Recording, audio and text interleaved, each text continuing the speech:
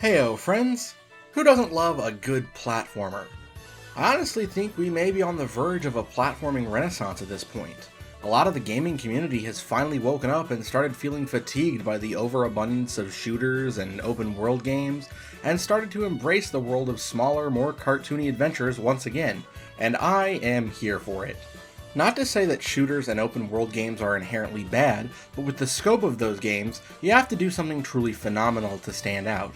The same is true of platformers, though I'd say to a significantly lesser degree. Anyone can have fun with a simple romp through a carefully crafted obstacle course, and with some of the best in the business coming out in the last 10 years for 2D platformers, like Pizza Tower, Celeste, and Super Mario Bros. Wonder, it's high time we continue bringing the joy of their 3D outings as well. While the last decade hasn't been devoid of them, Psychonauts 2, Super Mario Odyssey, and Kirby and the Forgotten Land come to mind, there's a lot of notable names missing. Sly Cooper, Banjo-Kazooie, Jak and Daxter, even Crash, Rayman, and Spyro immediately went back to being dead franchises after their short-lived returns. But a new challenger to the realm has also made themselves known. The little robot from Team Asobi known as Astro. Don't let his simple appearance fool you. Astro's every bit as capable of carrying his own game as the giants who came before him. His moveset and level design take inspiration from all the greats. Mario primarily, though there's definitely some DNA from Crash, Banjo, and even a bit from Rayman. The little guy's kit gives you a basic punch attack for dealing with most mooks, a spin attack which can take care of multiple baddies at once, a short hover maneuver that doubles as a laser attack to enemies beneath you, and the ability to break it down anytime. From time to time, you'll also get a hold of some nifty power-ups, usually in the form of a cute animal buddy. A little Kirby inspiration, perhaps? A dog that allows you to turn yourself into a horizontal torpedo, a chicken that rockets you in the air, an octopus that inflates yourself just like a balloon, a little elephant that sucks up different types of liquids in his trunk to help create different platforms beneath you, and even using the power of the PlayStation VR to slow down time. Not to mention the power-ups that only get used in a single level, of which the level itself is completely based around. And the level design is what ties this moveset together. There's a lot of great level themes, a world of ice cream treats, a sandy desert that turns into a platforming duel with an evil genie, the depths of outer space, a casino with dice, darts, cards, and more, each functioning as different types of hazards. ASTRO BOT's levels all feel expansive and just plain gorgeous to look at, with tons of secrets to be found in the form of collectibles. Finally, a collectathon to rival those that came before it, and in my opinion, even surpass. Look, I love Banjo-Kazooie, but its levels have their fair share of frustrating segments numerous times over, and their movement is a lot less fluid than Astro's is. A limitation of the hardware, of course, but nonetheless, Astro looks at what worked with Banjo, Hat in Time, and Jak and Daxter, and creates new things that complement Astro's core kit. So, what is it we're collecting here? Well, there are puzzle pieces that, once enough are earned, unlock additional cosmetic facilities for you, one where you can dress yourself up in costumes, some of which are based on iconic PlayStation characters, one to give your DualShock speeder vehicle a different coat of paint, a little park where all the cute bot animals that appear in levels can vibe and you can take pictures with, and a gacha machine that ties in with the primary collectible, other bots that help on Astro's PS5 themed ship. These little guys will be found in every level, often trapped by enemies or obstacles, and you've got to punch them to free them. There are generic ones, but the really exciting ones come in the form of bots cosplaying as characters from games throughout PlayStation's 30-year legacy, from the AAA to the obscure, from the PS1 all the way up to today, first and third party alike, and most bots are found in levels they thematically fit in. I won't spoil many of them, but to share a few of the ones that had me grinning ear to ear, Joker from Persona 5 is naturally found in the casino level. The card association and the fact that the Casino of Envy is one of the most iconic set pieces from Persona 5 made him a shoo-in for this location. Pyramid Head from Silent Hill is found in a spooky-themed level alongside Sir Daniel from Medieval. Lara Croft is found sneaking under traps in a temple level, and a Palico from Monster Hunter is found having been eaten alive by a large robot monster. All of these little guys you rescue will then populate the hub area, and the props you earn with the coins spent in the gacha machine will all give them something to do. Lara constantly runs around from a little raptor, Pyramid Head slowly drags his big knife around, Joker throws a calling card and leaps out of frame. but then you can also hit them to have them do something else, usually an homage to something from their game. There's even some very cheeky references, like Snake, who you find under a box, may actually be reading a magazine featuring some ladybots, or the Dragon of Dojima may end up dropping something related to many of the iconic side activities from the Yakuza titles. And interacting with some of these bots even ties into some of the game's achievements. One of my favorites was getting a snapshot that included both the Lara Croft and Nathan Drake bots, because they're both legendary treasure hunters. The best levels in the game are definitely those themed after other franchises. Each carries a unique power-up only used in that level. There's a game to represent each of the previous eras of PlayStation. PS1 through Ape Escape, PS2 with God of War, PS3 with Uncharted, PS4 with Horizon, and even one for PSP that I dare not spoil, but it is a hell of a deep cut. Each of these series gets somewhere between 5 and 10 bots for their series, almost all of which are found in that level, and each even has its own bonus collectible or achievement tied to it as well. This game encourages replaying levels to search every nook and cranny, and yet the levels never feel like they drag on too long. You'll always know which puzzle piece or bot you're missing, so you can breeze past the platforming leading up to that part of the level. Though admittedly some levels have a more open Banjo-esque design rather than the linear Mario or Crash style, which does make for some appreciated variety, but can make it a bit harder to locate which bots you're missing. While the overall levels tend to be relatively simple to understand and easy to navigate, they aren't devoid of danger, and if you want to take your platforming skills to the next level, there are many hidden levels in each world for you to explore with much more difficult platforming or direct combat challenges, some of which test your knowledge of certain power-ups, which makes no two levels back-to-back ever feel the same, which is much appreciated. These challenges test your platforming knowledge and ability to string together Astro's abilities with no checkpoints to prove just how good you are, and combat stages frequently act more as a platforming puzzle than directly just throwing fists, and it rewards thinking outside of the box with the way you take each enemy on. The levels also make excellent use of the PS5 controller's audio capabilities and haptic feedback, which in some games may come off as a gimmick, but here enhance the experience. Lots of sound effects come from the controller itself rather than the game, and depending on the action the controller will vibrate, the stimulation your hands receive on the feeling of firing a springy glove, or the impact of an attack are much appreciated to increase immersion. I've heard a few people complain that the game is nothing more than a gratuitous cameo fest though, and I am here to dispel that. The core identity of Astro's previous outings and their clear love of platformers is still intact, and amplified with how diverse the level themes are, the cameos are just a fun extra layer to amplify the experience and help celebrate the legacy of the PlayStation itself and its 30 years on the market. And it really does feel like a love letter. There are obscure experimental titles represented, legacy third parties who have had a presence on it since their inception, like Devil May Cry, Tekken, Resident Evil, and Castlevania, even games with really small ties to the brand, Eastern and Western exclusive titles, indie games, blockbuster titles, and everything in between.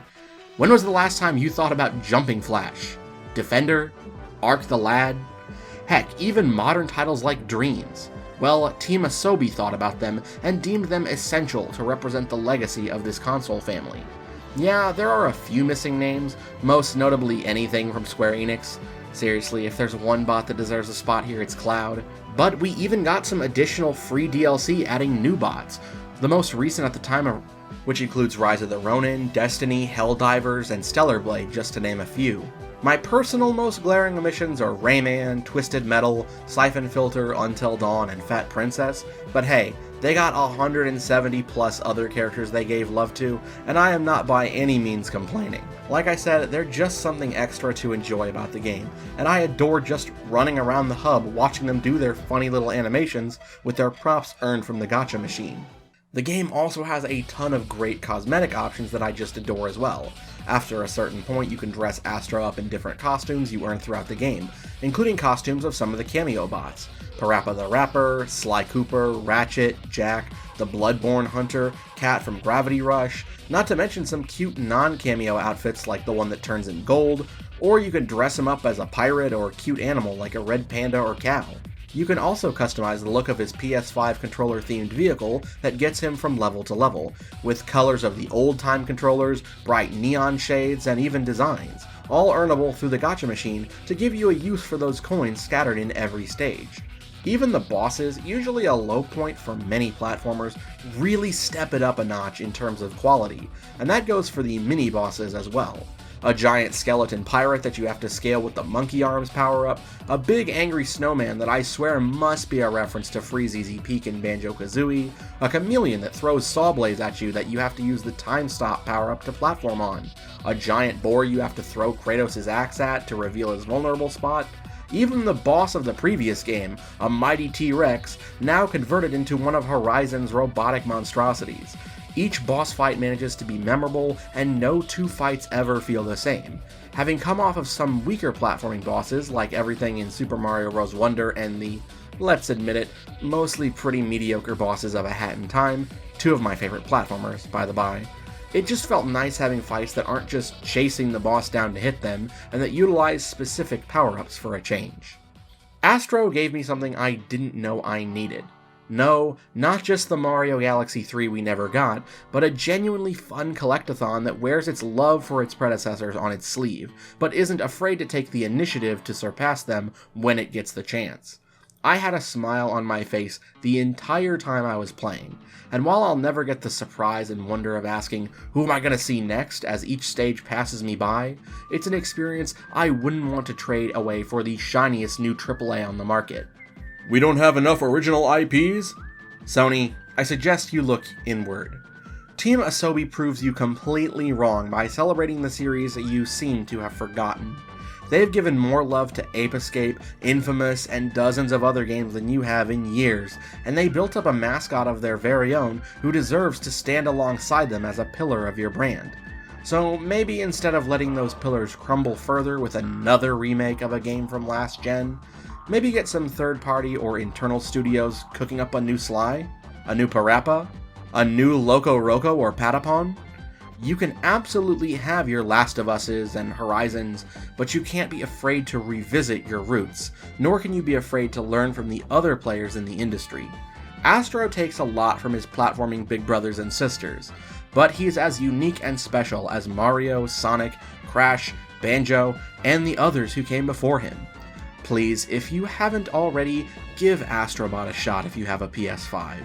If you love platformers, if you love PlayStation, if you wish they'd show their older games more love, or want them to return to the world of the cartoony, silly, and fun rather than try to further progress graphical capabilities when they've already reached a more than acceptable level, play Astro Bot.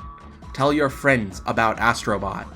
This will hopefully send Sony a message, and hey, you'll get one of the best 3D platformers ever made out of it too. Astro Bot, I salute you with a 10 out of 10 rating. But what do you think? Have you played Astro Bot? What's your favorite level in it? Or favorite cameo bot or power-up? Anybody you'd still like to see pop up? Let me know in the comments below. And hey, if you like what you saw today, why not like and subscribe? Or leave a comment? I hate asking, but it genuinely does help us out. I want to make more smaller form content to help ease the wait between my bigger uploads. Anything you'd like to see me talk about? And hey, if you really just can't get enough of me or my thoughts, my channel has been approved for YouTube memberships, where you can get cool perks like having your name appear at the end of my videos as a supporter. However, please only do so if you can afford it. My name's been Gigi, the Nerd Incarnate, and I will see you in the next video. I hope you have an incredible day. Peace out. Post-recording Gigi here. I am shocked to say this, but the little robot who could managed to take home a number of awards at the Game Awards. It managed to beat Nintendo at the Nintendo Award, or as the GAs like to call it, Best Family Game, took home Best Action Adventure, Best Game Direction, and even the coveted Game of the Year award. And people are pissed. Not me. I am so ecstatic that the best 3D platformer of this generation got the love it deserves. No, random Twitter user, it is not an industry plant. You can't just say that about every game you dislike. To be fair, Astro's competition this year for the coveted award wasn't exactly the strongest. FF7 Rebirth is great, but it's still retelling part of a game that's almost 30 years old. Black Myth Wukong is a pretty bog-standard action game outside of the admittedly very nice graphical presentation, in a genre I personally feel is a bit overrated. Plus, these kind of games have won the big award twice now. Balatro is a fine game, but it's extremely simple, and the Game of the Year award is supposed to exemplify multiple strengths and pushing tech or the industry forward, or to show the absolute best of a genre. Balatro doesn't really meet any of these criteria, IMO, and even then, it was the token indie game pick, because these awards throw a bone to indies, but the panel of judges has always been biased towards bigger budget titles. Also, Balatro wasn't even the best indie to come out of last year, but we'll talk about that another time. Shadow of the Erdtree is not a game, and should not have even been nominated. That just leaves Metaphor, which I haven't played yet, but while it has a wonderful presentation and allegedly a very good story, it's still kind of just an Atlas JRPG, which are great, mind you, but are a genre that have a lot of space in the industry as is, and they don't tend to push their medium forward as much as other genres. Meanwhile, the 3D platformer collectathon has long been a dying trend, with only Mario and a handful of indies and remakes keeping the legacy alive. So to see such a wonderful return to form not only come out, but be recognized as one of the greatest games of its genre, and the best game of the year, as well as one of the greatest of all time, just brings a tear to my eye. But make no mistake, even in a year as jam-packed as, say, 2023, I still think Astro would have been one of the best games of the year, and absolutely deserving of the win. Don't be mad Astro won, be happy Shadow of the Erdtree lost. And hey, speaking of 2023, I did just finish a really big retrospective on that year in gaming. We worked really hard on it, and I would love it if you would go check it out. Signing off for real this time, this has been Gigi, the Nerd Incarnate, and I will see you in the next video. Peace out.